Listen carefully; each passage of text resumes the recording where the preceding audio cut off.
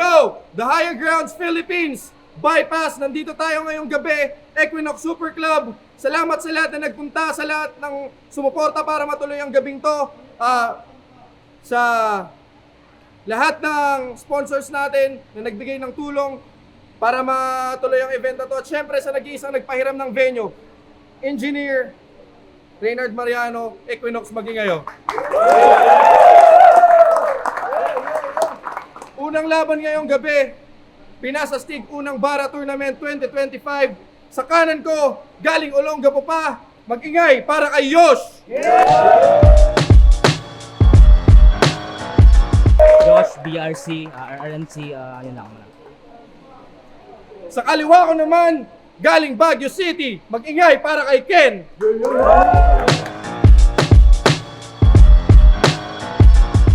Yo, shoutout kay CG Kenjo, LCC, kay Juan Cristo Hao, pukin ang ina mo.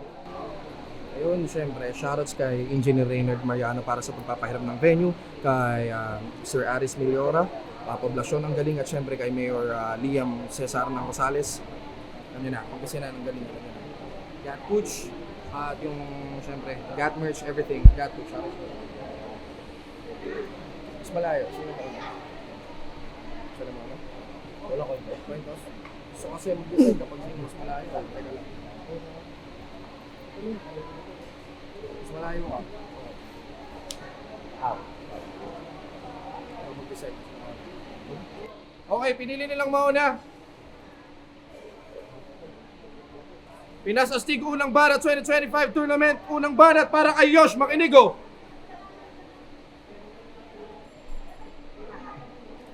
Tournament na! Sabi ni Sir Deo, wag daw magpapabaya. Kaya naman nung binigay ka sa akin, ako'y agaran naghanda, pinatindi mga sulat para sa paratang nakatha kung itong tiga Baguio na nanalanta. Gusto mo ituring na sa akin kabanta. Dahil kung humahagupit ka talaga, matagal na ako diyang nakahanda. At ngayong nandito ka na, stage 1 pa lang to kung saan mga tao nagpapainit pa lang. Signal number 1 na bagyo, kaya huwag ka masyadong feeling halang. Kahit magpaula ka ng mga bara, dapat tulugan ka dyan. Nakakatamad ka pakinggan, hindi ka malakas. Mahangin ka lang. Ito na ba yung pinadala ng bagyong rapper na mahangin? Ang taas ang tingin sa sarili, palibhasa, mataas ang di nakikita niyang tanawin. Bumaba para ilaglag ako sa bracket, yan ang nagsisilbing hangarin. Pagbaba, mali ka ng nakabangga, ikaw tong malalaglag sa atin. Piling ginto pa yan ng Bagyo. Kaya tingin niya siya ay palaging angat. Itong peking ginto, makikita niyong lusaw lalo na sa nagbabagang apoy tinapat. Panggap, hindi ikaw yung high quality na ginto na nakuha ng mga minero sa kuweba. Ikaw yung high, sa damo ako yung high. Grade na sa mataas na presyo, binibenta. Di ka solid na bato, kundi buhangin lang na nilalaro sa kamay ng bata. Ako yung bato, dilarosa na pumapatay ng adik sa kalye at kalsada. Alam ko sa Born to be Fight ka nahasa, pero sa akin di yan papasa. Yung sulat mo parang sulat ni Tito Badang nung nag-aaral pa siya. Pero sa bagong ako, hindi ka makakasabay, parang akata na may therapy session. Bawat bara nakakamatay. Sa akin may facial aggression, ito yung ganti ng patay. Sa ito nagbibigay life lesson at sa dugo ng Diyos na nanalaitay. Ito'y aking drums of liberation. Tan. Okay na, tol. Unang banat para kay Ken Makinigo. Yeah! Sobrang natural at kalmado. Parang nilipa kong longboy. Salamat kay Rich Flo, binigay mo sa akin yung cravings ko na tomboy. Siya nga pala si Joe Flores. Siya nga pala si Joe Flores, aka Yosh. Galing BRC repin ka po, pues galingan mo boss. Hindi daw pwede yung basto, so madama yung Diyos, pero pwede kang mapako ngayong landas natin na cross! Parehas tayong dayuhan repa, pero di tayo magkatapat. Iba yung marespeto sa turistang mahilig magkalat. Kung wala ka sa lugar, may kalalagyan kang heavy brad. Dayuhan sa dayuhan, parang Espanyol versus American. Tong pinadala ng gapo! Medyo slow at wak pa sir. Alam nyo naman, pag may problema sa delivery, dapat kinakancel yung parcel habang baon ko yung words of wisdom. Misyonaryong gumigera, tribute sa lugar, Babalandra, Father Andres de Urdaneta. Kahit pa pagsama-samahin o palakasin ka, Chongo, kahit pa maraming baon, matik sa akin to lamon. Patuloy kitang titirahin kahit sa ano pang panahon. Gustavo sa Batang Quiapo kasi iba yung tindeng mararanasan mo ngayon. Iba yung amats na tinanggap mo, kaya pasensya ka na lintik. Kahit marami pang humarang, maaamoy mo na yung bitbit. Kasalanan to ni Rich Flo dahil mali ka ng hinit-hit, pinatikim ka ng Baguio Gold, di lang basta damo ng binggit. Di kita titigilan, Repa, kahit pa uwaw na uwaw, dadaling kita sa albular at pauusukan ng tuklaw, hindi lang basta double dose. Pag yung amats pumulupot, Murel Makerna si hindi ka makakawala sa dalakong usok. Tuloy-tuloy ang pagsiga, gagatungan ang di mabitin, walang kanibalismo sa igurot.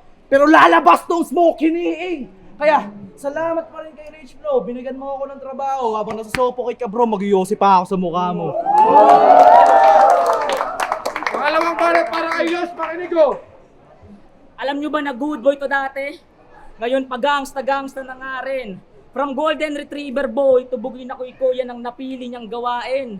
O BNK, OG na hustler, bawat racket aakuin. Di lang isa't tinatrabaho, basta butas papasukin. Balahura, hustler yung mga nilalatag mo hindi nakakapanabik. Parang walang lisensyang vendor lang to sa Divisoria, madali ko lang to mapapatalsik. At sa huli kong laban ka umasa, ito yung di mo nabatid. Mali ka ng binabaybay na tulay, dito pa lang sa akin di ka na makakatawid. At niyayabang pa, galing daw siya sa gubat na may konkretong syudad. Tapos ito'y dapat paulan na ng bala. Pagputok, makikita nyo tong si Ken kasamang babagsak ng mga tala. Ito'y taga para sa rapper na may pormahang 90s. Kung yung mga Bisaya, binabanatan saging, eto, sinisibak niya mga pine trees. Alam ko marami kang pasalubong para sa akin. Tatanggapin ko yan ng malugod. Ikaw tong nasa tuktok kaya mahirap daw mapalubog. Tanggapin mo tong munting regalo ko. Mga suntok na magkasunod-sunod. Ito yung mula kay Pacman. Panoorin nyo tong si De La Hoya kung paano yung mukha magkadurog-durog. Uuwi itong luwaan at sa akin di ka papalarin. Sa inaasa mong titulo ako magsisilbing balakid. Pagtalon babagsak sa pinakamalalim. Ngayon mo iyabang level mo, ngayon di mo naabot ang langit. Kaya bago ka pa sa impyerno, ilabas mo na yang init mong taglay nang iuwi ka nila sa malamig ka ng bangkay. Pangalawang round para kay Ken Makinigo. Sanay na kaming panoorin ka na sa bataan maging talunan. Walang yain, apak-apakan at pagsamantalahan, pues tadhana mo na yan. Di ko yung pakikialaman. Talunang tagagapo, madaling parausan, pero di ba Bisaya ka? Na nasa kampo ng Gapo. Ako rin namang Bisaya, ramdam ko sa aking dugo, pero ako ay laking Rizal. Persona sa Baguio lumago. Nasalin sa akin maging matapang, ikaw yung accent na nabuo. Kasi real talk, pag nagtagalog to, mas fluent yung accent ng Bisaya pag yung lyrics binibigkas. Sabay didila pa na. Gibangog mang kabay yung kabobohan mo likas, mangangapat walang ligtas, maghanap man ng tataguan ako'y uki na ng yawa, ayaw paghambug-hambuga, ismakan tarupam. Ikaw yung photo bomber na bugbog sa My Day, left punch ni Pacquiao na patungong right place. Sunod-sunod na punches ang matatanggap mo bro, kada suntok ay mapanganib hanggang mawala tong Joe. Pero huwag kang kabahan, may mas matindi pa dyan pag sandal mo sa pader, sabay na SS ni Badang.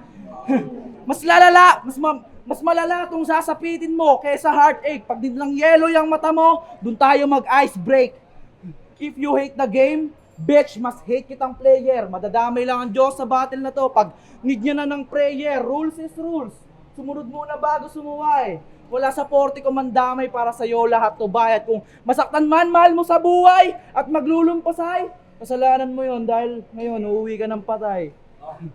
Huling round para kay Yosh Makinigo.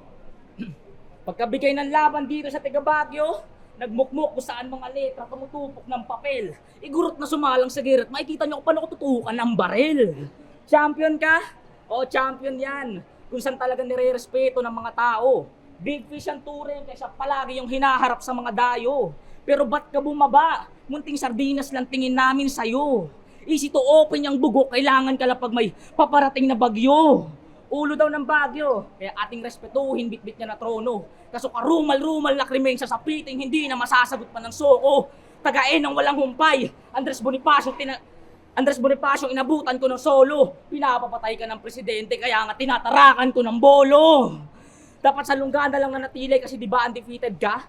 Feeling mo, dumayo na sa ibang liga kasi baka daw mag-champion siya. Kaso sabi nila, pagdating sa mga taga Baguio, wag daw ako magtitipid. Ulul sa akin ka, manginginig. Yung dibdib mo, maninikip. Paghinga, magigipit. Yung ulo, manginginig. Kung yung utak naiinip, tanggalin, hindi na mag-isip. At yung corona, sa pag-uwi ko sa gapo, sa cabinet ko yan isisilid.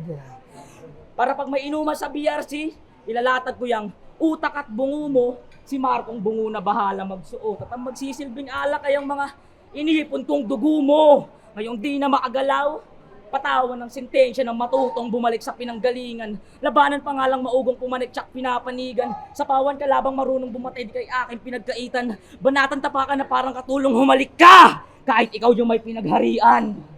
Ibang klaseng tarima, mga bitbit talaga isasaksak sa magkabilang dibdib. Kung ito yung namumugot ng ulo at ako ang natipuhan, baliktarin natin ang mundo at ang kasaysayan nating kalimutan. Hindi na siyang gapo ang bano, ngunit ikaw ang tatanggap ng kabiguan. Nang makita nyo tong igurot naman ng aking pupugutan. Huling round para kay Ken, makinig oh. Pangatlong ikot na ng baso, dami pang ginugusto. Dami mo na rin sa aking tinamo, ikay binugbog ng gusto. Pwesto'y spirit of the glass. Inaantay yung comeback mo, gamit na baso, Cup of Joe, nang mag-viral tong multo nung nalaman kong ikaw kalaban. Hindi takot na ramdaman, bagkus excitement na makita kang kaluluwa na lang. Sabi ni Rich Flo ay usayan. Para sa akin, normal na yan ang hinahanap ko galing. Magparamdam ka naman! Kung usapang palaliman, hindi ka pa rin safe. Sleeping na seabed, ikaw, man in the grave, hindi pa ako gumagamit ng lalim. Kaya huwag kang kabahan, brother. Isang baso pa lang ginagamit ko sa'yo kasi I'm just testing the water, di ba? Pigilang bumalanda laging lock and load. Ramdam mo yung inig from head to toes. Parang lindol ba yung manig? Well, that's your fault. Landslide to sa Baguio, I'm a Cannon Road. Di ako kalaban mo dito, bagkus expectations ng mga yan. Di rin ikaw ang kalaban ko dito, bagkus yung past battles ko na kailangang higitan. Walang kwenta ang pagdayo kung yung sulat walang movement. Kung may galing ka, itodo mo. Ipakita mo yung proof sa salitang improvement. Itaas mo yung level mo kung gusto mo ng style clash. Kung ayaw mong mababoy, pues wag mo akong hina-high blood. Sa ngayon, you're just a shortcut. Kaya tinake ko tong bypass, you're just alternative route. You're just alternative route sa pagpunta ko ng final. Yeah.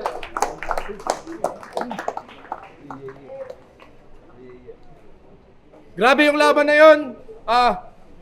Ken, laban kay Yosh. Kung nagustuhan yung battle na yun, Equinox, magingay oh. Pinas Astig unang Bara Tournament 2025. Ken, laban kay Yosh. Boto ng Horado mag-a-advance sa next round. 5-0, magingay para kay Ken. Yo, shout out, God bless. Salamat Shoutout ko lang, BRC, RNC, Ailina, Nalina, Ren, Shan, yun lang. Thank you. Judges tayo. Yo, ako nga pala si Kenji, binoto ko si Ken.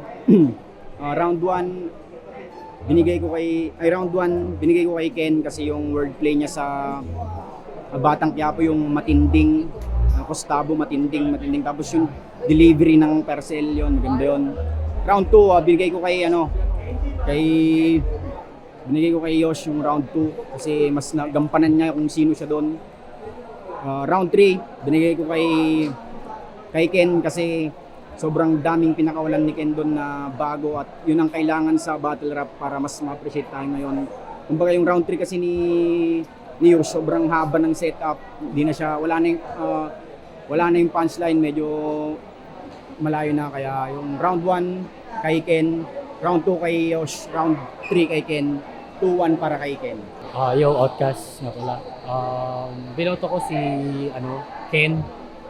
I-breakdown ko lang yung mga points ng bawat isa per round.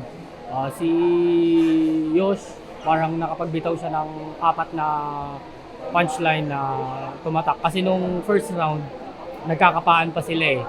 Kumbaga, doon dapat sa first round, dapat isi-settle mo na yung isi-settle mo na kung ano yung magiging expectation sa'yo ng tao. So, yung kay Yosh, binigyan ko siya ng 4 na puntos sa first round. Yung kay Ken naman, binigyan ko siya ng 7. Yun yung nabilang ko na punchline tsaka yung puntos na naibigay ko sa kanila. Kasi nag-base ako sa kada punchline na naibabato nila. Hindi lang sa reaction ng crowd, pati na rin dun sa quality nung bawat words tsaka yung lines na binabato nila per punches. Second round naman, binigay ko yun kay Yosh. Kasi parang doon siya na in-elevate niya yung ano niya yung craft niya ng second round. Para ewan ko doon niya siguro binuhos lahat dun sa second round. Though muntik lang magpantay pero umabanti lang si Yosh ng konti doon sa round 2 para sa akin. Pero ang binigay ko round 1 kay Ken, round 2 kay Yosh. Tapos yung round 3 binigay ko yun kay Ken kasi parang naka ata siya 8 suntok. Kumbaga kay Yosh na may 4 lang na suntok na kasi ewan ko kung masyado bang mahina yung boses niya o hindi niya nadala sa crowd yung gusto niyang sabihin na image nung mga lines niya. So, ang boto ko round 1 at saka round 3 binigay ko kay Ken, round 2 kay Yosh. So, ang boto ko. Yo, MC Chito, The Higher Table.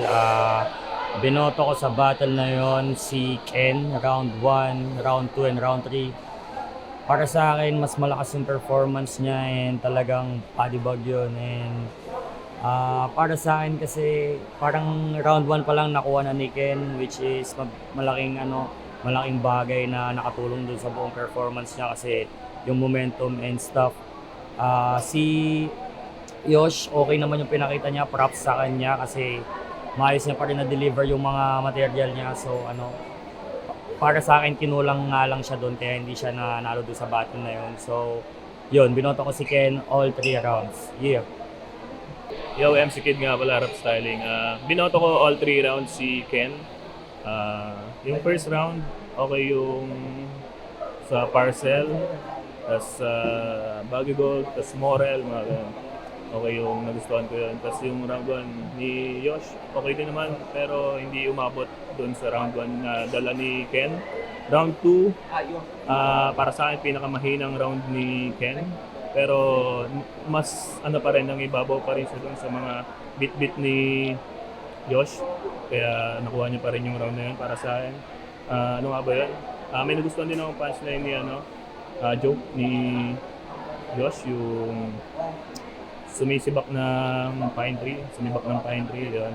Pero hindi siya sumapat para makuha yung round na yun Kaya binigay ko pa rin yun kay Ken, yung round 2. And round 3, parang pangalawa sa pinakamalakas na nagustuhan kong round ni sa battle na yun, round ni Ken.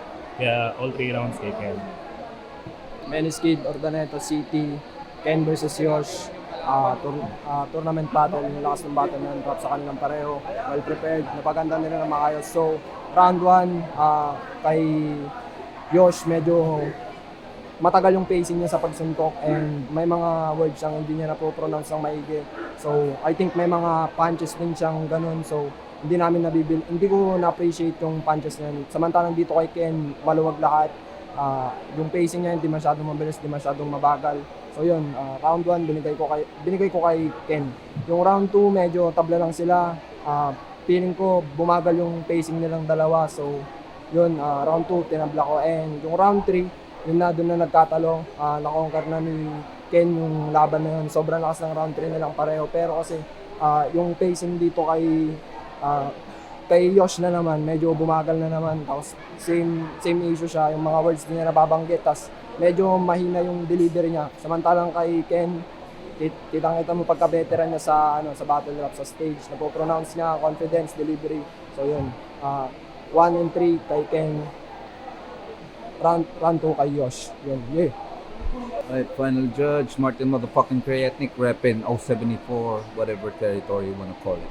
Alright, so, yung pag-husga ko dito sa laban na to ay binasi ko sa format ng isang liham na merong panimula, kalagitnaan at wakas.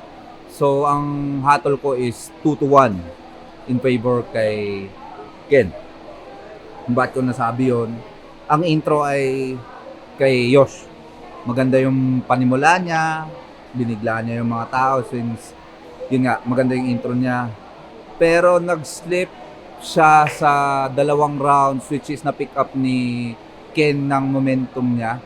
Plus, nakuha niya yung crowd and yung delivery niya was, it was really good. It was really good. I'm not, taking anything away kay Yosh, pero hindi niya na-convince yung crowd hindi niya na-sway. Inobserbahan ko both ang battlers and ang crowd. So, yes, for my final count, still is 2-1 in favor kay Ken. Ladies and gentlemen, take a song. Alright?